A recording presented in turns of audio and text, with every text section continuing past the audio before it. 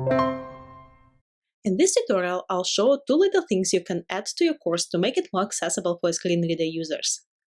Because Evolve content is designed to be navigated by a screen reader, there are just little things you have to do to make your course more accessible. The first one is to add descriptive text into an Aria label. An Aria label is not visible in your finished course content, but is detected and read by a screen reader. These labels can be used to describe how an interaction works for your learner. Every piece of content displayed in Evolve has an Aria label.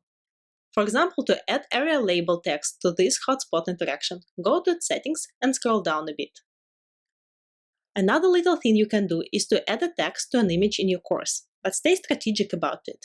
If your image is purely decorative, it may make sense to skip it in order to avoid unnecessary noise to screen reader users. You can add alternative text in the component settings. Go to a tab where you add an image and you'll find a field for alternative text right there. By itself, this image in my course doesn't have much value to a learner, so it doesn't make sense to me to add a description to it separately.